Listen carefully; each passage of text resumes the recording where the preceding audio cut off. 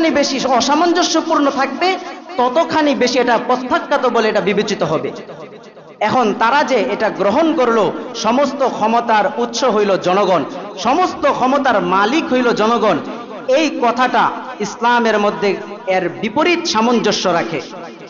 ইসলাম বলে কুলিল্লাহুম্মা মালিকাল মুলক তুতিল মুলকা মান তাশাউ ওয়া তানজিউল মুলকা মিম্মান তাশাউ।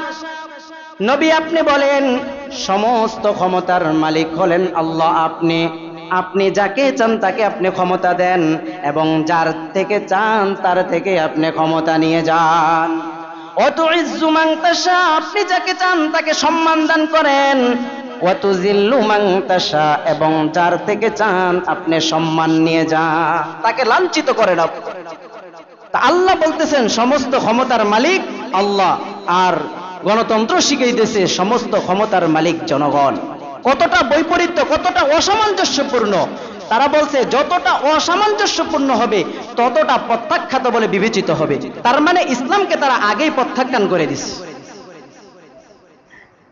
এরপরে আসেন আল্লাহ তাআলা বলেন আয-যানিয়াতু ওয়াজ-যানি ফাজলিদু কুল্লা ওয়াহিদিম মিনহুমা মিয়াতা জালদা।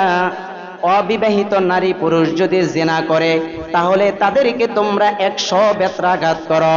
কিন্তু আমাদের দেশের মধ্যে কত জিনা ব্যভিচার হইতেছে।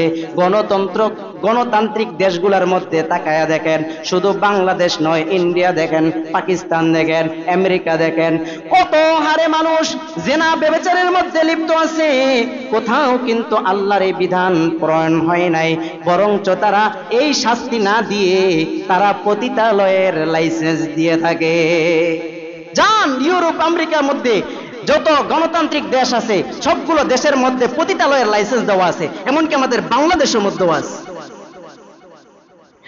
আল্লাহ তাআলা বলেন ইনিল হুকমু ইল্লা লিল্লাহ, জমিন আল্লাহর জমিনে আল্লাহর বিধান চলবে, আর কারো বিধান চলবে না। ইয়া আইয়ুহাল্লাযীনা আমানু ইন্নামাল খামরু ওয়াল মাইসিরু ওয়াল আনসাবু ওয়াল আজলামু রিজসুম মিন আমালিশ শাইতান। আল্লাহ তাআলা বলেন ও ঈমানদারগণ, তোমাদের জন্য মদ হারাম করা হয়েছে, জুয়া হারাম করা হয়েছে এবং তোমাদের জন্য প্রতিমা হারাম করা হয়েছে। কিন্তু গণতান্ত্রিক দেশ বাংলাদেশের মধ্যেও দেখবেন মদের লাইসেন্স দেওয়া হয়, জুয়ার লাইসেন্স দেওয়া হয়, ক্যাসিনোর লাইসেন্স দেওয়া হয়। জুয়ারি যত আছে এর প্রতিমা নির্মাণ করা হয়, মূর্তি নির্মাণ করা হয়। আবার দেখবেন আল্লাহ তাআলার বিধান যতটা রয়েছে, আল্লাহ তাআলা বলেন আহাল্লাল্লাহুল বাইআ ওয়া হারামার রিবা। আল্লাহ তাআলা বলেছেন ব্যবসাকে আমি হালাল করেছি, সুদকে হারাম করেছি। গণতান্ত্রিক দেশের মধ্যে তারা রব্বুল আলামিন ইসলামকে পূর্ণাঙ্গ জীবন ব্যবস্থার কথা বললেন। সুতরাং মানুষের কোনো মতবাদ আমার জীবন ব্যবস্থার মধ্যে গ্রহণ করা যাবে না। আল্লাহ তাআলার বিধান যেখানে সুস্পষ্ট আল্লাহ তাআলার বিধান থাকতে আমি মানুষের মতবাদ কখনো গ্রহণ করতে পারি না। আমি মুসলমান দাবি করে আমি যদি মানুষের মতবাদ গ্রহণ করি তাহলে তো আমি মুসলমান হতেই পারলাম না। দিন এটা একটা শব্দ, আমরা বলি না দিন, ইন্নাদ দীনা ইনদাল্লাহিল ইসলাম। এই দিনটা কি? দিন হচ্ছে মতবাদ, দিন হচ্ছে মাযহাব, দিন হচ্ছে একটা পথ, দিন হচ্ছে একটা ধর্ম, একটা জীবন ব্যবস্থা। আল মুজামুল ওয়াসিতের মধ্যে এই দিন শব্দের ব্যাখ্যা এসেছে ইসমুন লিজামিইন, ওই সমস্ত সকল বস্তুর নাম যেই বস্তুর দ্বারা তু'বাদু বিহিল্লাহ ইউবাদু বিহিল্লাহ, যেই বস্তু দ্বারা একমাত্র আল্লাহ তাআলার ইবাদত করা হয়, আল্লাহ তাআলার বিধান পালন করা হয় যেগুলোর মধ্যে, সেটার নামই হচ্ছে দিন। আল্লাহ তাআলার ইবাদত হবে না, আল্লাহর বিধান পালন করা হবে না যেটার মধ্যে, এবার যে কোনো বিষয় হোক তাহলে সেটা দিন হতে পারে না, সেটা দিনের বহির্ভূত। আমরা এই দিন পেয়েছি রাসূলুল্লাহ সাল্লাল্লাহু আলাইহি ওয়াসাল্লামের মাধ্যমে। আর আল্লাহর রাসূল সাল্লাল্লাহু আলাইহি ওয়াসাল্লাম দিনের যত বিধিবিধান, যত আইন কানুন প্রণয়ন করেছেন, আমাদের কাছে বলেছেন, এই সবগুলো নিজের মন গড়া বলেন নাই, সব আল্লাহ তাআলার পক্ষ থেকে বলেছেন। আল্লাহ তাআলা বলেন, মা ইয়ানতিকু আনিল হাওয়া ইন হুয়া ইল্লা ওয়াহয়ুন ইউহা। আল্লাহ তাআলা বলেন, নবী মুহাম্মদ সাল্লাল্লাহু আলাইহি ওয়াসাল্লাম নিজের মন গড়া কোনো বিধান, কোনো আইন তোমাদেরকে চাপায়া দেয় নাই। যা কিছু বলেছে আমি আল্লাহ বলতে বলেছি তাই বলেছে। আমি আল্লাহর হুকুম ছাড়া, আল্লাহর কথা ছাড়া আর কোনো কিছু বলে নাই। যা বলছে সব আল্লাহ তাআলার বিধান, আল্লাহ তাআলার আইন, আল্লাহ তাআলার শাস্ত্র। এই জন্য কি করতে হবে? আল্লাহ তাআলার বিধানকে গ্রহণ করে নিতে হবে। রাসূলুল্লাহ সাল্লাল্লাহু আলাইহি ওয়াসাল্লামের সাহাবী উমর রাদিয়াল্লাহু তাআলা আনহু কাবা ঘরের মধ্যে গেছেন, তিনি হজ করার জন্য গেছেন। তার মনের একটা ইচ্ছা যে মাকামে ইব্রাহিমকে এখানে নামাজের স্থান বানাবে, মাকামে ইব্রাহিমের মধ্যে নামাজ আদায় করবে। এটা তার মনের ইচ্ছা ছিল। মনের আরজিটা আল্লাহ তাআলা দেখতে পাইছেন। আল্লাহ তাআলা আয়াত নাজিল করলেন, বিধান নাজিল করে দিলেন, ওয়াত্তাখিযু মিন মাকামি ইব্রাহিমা মুসাল্লা। তোমরা মাকাম ইব্রাহিমকে নামাজের স্থান হিসেবে তোমরা গ্রহণ করে নাও। কার মতের উপরে আসছে? হযরতে ওমর রাদিয়াল্লাহু তাআলা আনহুর মতের উপর। আল্লাহ তাআলা যখন নাকি রাসূলের বিবিগণকে উম্মতের মা হিসেবে সাব্যস্ত করলেন, ওয়া উম্মাহাতুল মুমিনিন, নবীগণের স্ত্রী, নবীর স্ত্রীগণ হলেন মুমিনদের জন্য মা। হযরতে ওমর রাদিয়াল্লাহু তাআলা আনহুর একটা ইচ্ছা ছিল যে মহিলারা পর্দা করবে, মহিলারা যাতে পরপুরুষের সামনে না আসে। পর্দার ব্যাপারে তিনি চিন্তা করতেছেন। এই ব্যাপারে আল্লাহ তাআলা আয়াত নাজিল করে দিলেন। হযরত ওমর রাদিয়াল্লাহু তাআলা নূর মতের সাপেক্ষে আল্লাহ পাক রব্বুল আলামিন কি করলেন? পর্দার বিধান নাজিল করলেন। পর্দার বিধান নাজিল হয়ে গেছে। যে আল্লাহ তাআলা পর্দার বিধান নাজিল করছেন, এটা রাসূলের মতের উপরেও না, হযরতে ওমর রাদিয়াল্লাহু তাআলা নূর মতের উপরে। এটা আল্লাহ তাআলা চয়ন করেছেন যে এই বিধানটা দেওয়া দরকার, এই জন্য আল্লাহ দিছেন। কে চাইছে আর কে চায় নাই সেটা দেখার বিষয় নাই। এই যে বিধান আল্লাহ দিছেন, এটি সব মানুষের উপকারের জন্য দিয়েছেন। এই জন্য ধর্মের আইন এটা চলবে, জীবন ব্যবস্থা চলবে কার আইনে, কার শাসনে চলবে? জোরে আওয়াজ করে বলি তো, আমরা মনে কথা বুঝি নাই। আমরা জীবন ব্যবস্থা পরিচালনা করব। এবার আমাদের যেই জীবন ব্যবস্থায় পরিচালনা করি, ব্যক্তি জীবন, পারিবারিক জীবন, সামাজিক জীবন, রাষ্ট্রীয় জীবন, বলেন তো কার আইন দিয়ে চালাবো? আল্লাহর আইনে চালাবো আমরা। বলতেছিলাম ধর্ম হলো একটা মত। আমরা আমাদের দিনকে, ইসলামকে, ধর্মকে, জীবন ব্যবস্থাকে মসজিদ, মাদ্রাসার, হুজুরের মধ্যে রেখে দিয়েছি। আমরা রাষ্ট্রীয় জীবন ব্যবস্থাপনার মধ্যে ধর্মকে আমরা আনতে চাই না। আমরা তখন আল্লাহর বিধানকে ফেলে দিয়ে মানুষের বিধানকে আমরা গ্রহণ করে নিয়েছি। নাউজুবিল্লাহ। মানুষের বিধান আমরা গ্রহণ করছি কিভাবে? আজকে খোলাসা কিছু কথা শুনেন। এতদিন এভাবে চিন্তা করছেন কিনা আমি জানি না, হয়তো আজকে একটু চিন্তা করবেন যে এইভাবে চিন্তা করাটা আমাদের উচিত। আমরা যে দেশে বসবাস করি, এই দেশের নাম হলো গণপ্রজাতন্ত্রী বাংলাদেশ। এটার নাম হচ্ছে গণপ্রজাতন্ত্রী বাংলাদেশ। গণপ্রজাতন্ত্রী কেন হইল? বিষয় হলো এখানে গণতন্ত্র, গণপ্রজাতন্ত্র। গণতন্ত্রের মাধ্যমে দেশের মধ্যে সরকার নির্বাচন হয়। গণতন্ত্রের মাধ্যমে, গণতন্ত্র এই কথাটা বোঝার জন্য বলি আগে, গণতন্ত্র হলো একটা গ্রিক শব্দ। এটার শব্দটা হচ্ছে ডেমোক্রেসি। ডেমোক্রেসি এটার বাংলা হচ্ছে গণতন্ত্র। গণ মানে জনগণ, আর তন্ত্র মানে বিধান। জনগণের বিধানে রাষ্ট্র চলবে, এটার নাম হলো গণতন্ত্র। এখন বলেন তো, জনগণের বিধানে রাষ্ট্র চলবে না আল্লাহর বিধানে রাষ্ট্র চলবে? আল্লাহর বিধানে রাষ্ট্র চলবে, মানুষের বিধানে রাষ্ট্র চলতে পারে না। এখন গণতন্ত্রটা, এটার নামই হলো মানুষের বিধান। গণতন্ত্রের নাম হলো মানুষের বিধান। এটার ভাষাটা হলো ডেমোক্রেসি, গ্রিক ভাষা থেকে এসেছে। ডেমোস অর্থ হইল মানুষ, পিপল। আর ক্রেটোস এটার অর্থ হইল শাস্ত্র, এটার অর্থ হইল বিধান, আইন, রুলস। তো দুইটার সমন্বয়ে গঠিত হইল ডেমোক্রেসি। এই ডেমোক্রেসির বাংলা অর্থ হচ্ছে গণতন্ত্র। এটার মূলনীতি কি? এই ডেমোক্রেসি গণতন্ত্রের মূলনীতি কি? মূলনীতি হচ্ছে government of the people, by the people, for the people. গণতন্ত্রের যে প্রণেতা তার নাম হচ্ছে আমেরিকার আব্রাহাম লিঙ্কন। আব্রাহাম লিঙ্কন সে বলেছে government of the people, by the people, for the people. জনগণের মাধ্যমে সরকার নির্বাচিত হবে, জনগণের মাধ্যমে সরকার নির্বাচিত হবে, নেতা নির্বাচিত হবে। সেই জনগণের নির্বাচিত সরকার যারা নাকি প্রজাতন্ত্র হবে, প্রজা হবে, এদের একটা সংবিধান থাকবে, পার্লামেন্ট। এদের একটা পার্লামেন্ট থাকবে, ওখান থেকে দেশ পরিচালনা করার জন্য বিধান পরিচালিত হবে, ওখানে আইন পাশ হবে। দেশ পরিচালনা করার জন্য ওখানে আইন পাশ হবে। ওখানে মনে করেন 360 জন মন্ত্রী থাকবে। সংবিধানটা বাংলাদেশের।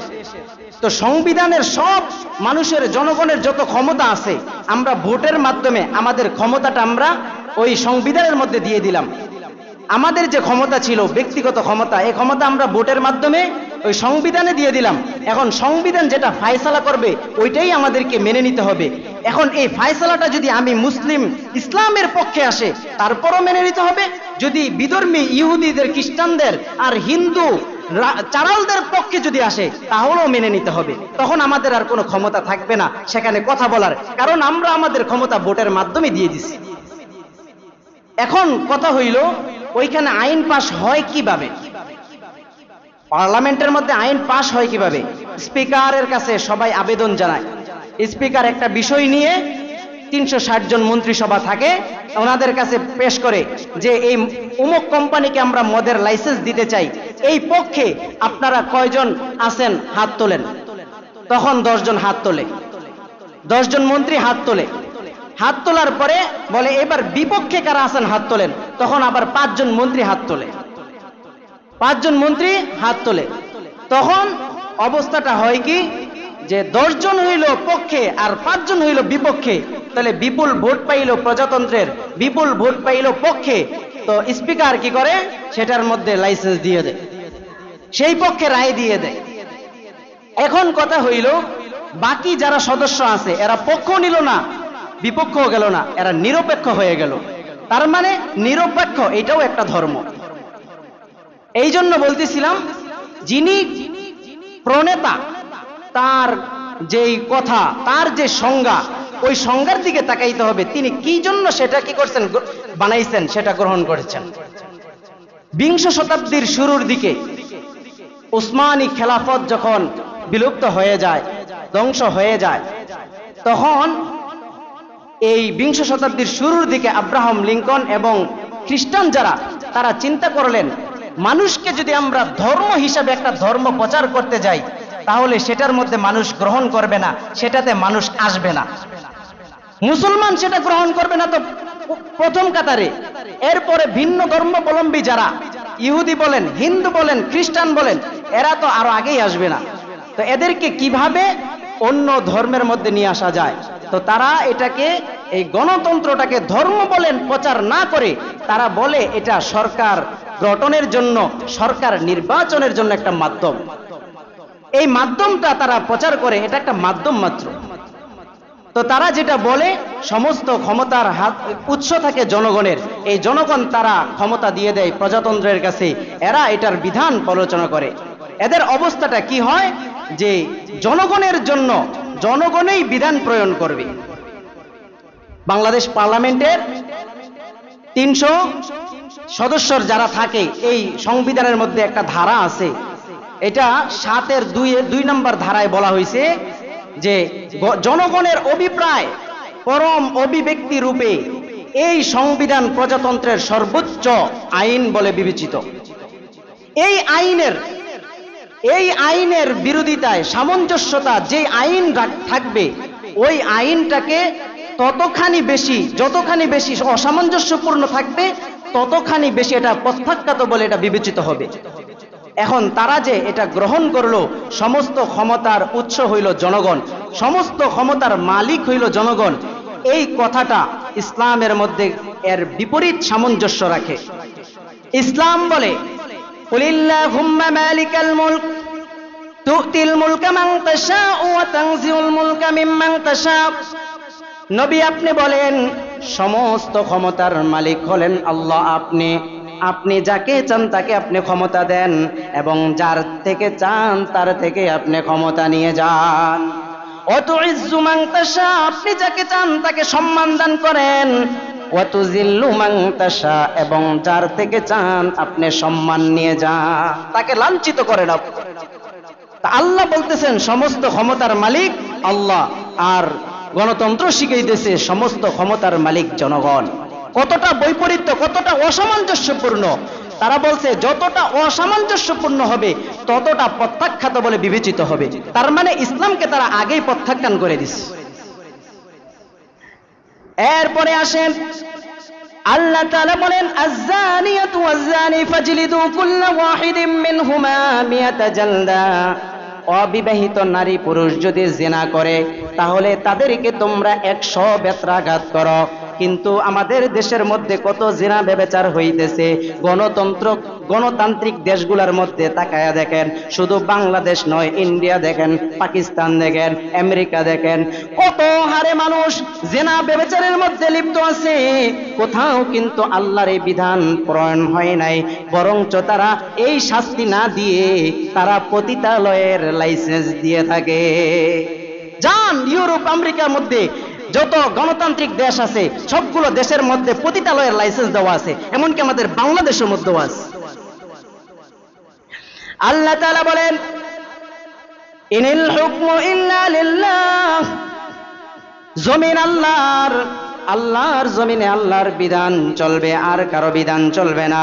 ইয়া আইয়ুহাল্লাযীনা আমানু ইন্নামাল খামরু ওয়াল মাইসিরু ওয়াল আনসাবু ওয়াল আজলামু রিজসুম মিন আমালিশ শাইতান। আল্লাহ তাআলা বলেন ও ঈমানদারগণ, তোমাদের জন্য মদ হারাম করা হয়েছে, জুয়া হারাম করা হয়েছে এবং তোমাদের জন্য প্রতিমা হারাম করা হয়েছে।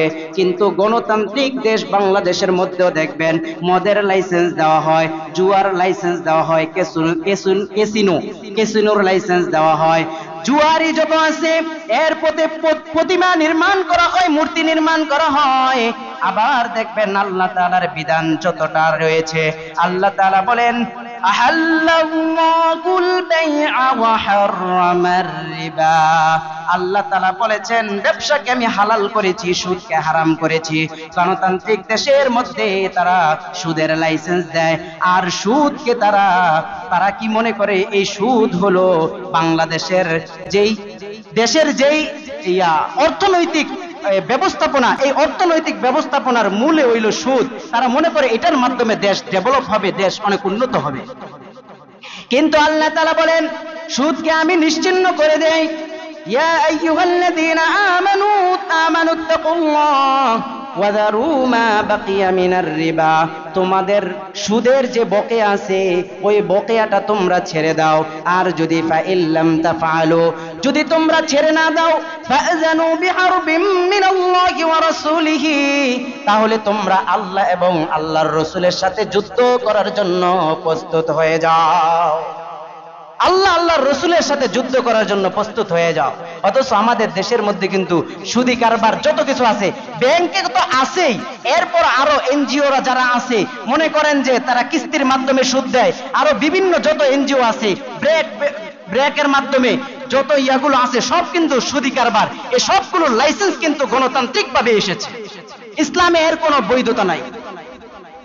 তো ইসলাম যেটাকে ইসলাম কি করছে, আইন পাশ করছে, আল্লাহ বিধান দিয়ে দিচ্ছেন, তারা সেই বিধানটাকে প্রত্যাখ্যাত করে আগেই বলে দিছে যেটা এই গণতান্ত্রিক বিধানের যতটা বেশি অসামঞ্জস্যপূর্ণ হবে সেটা ততখানি বলে প্রত্যাখ্যাত বলে বিবেচিত হবে।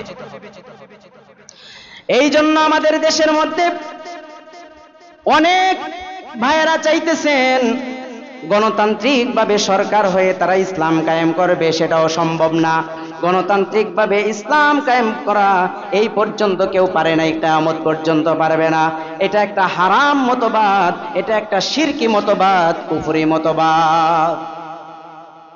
আমরা দান বাক্সগুলো ছেড়ে দিই, এই কুফরি মতবাদের মধ্যে আমরা যাই। আমি একটু বিবেক খুলে দেওয়ার জন্য আজকে কথাগুলো উঠাইলাম। আমরা চিন্তা করব যে কেন আমি নিজে ভোট দিতে যাই না। কেন যাই না? এই কারণে যাই না যে এটা ইসলাম সমর্থন করে না।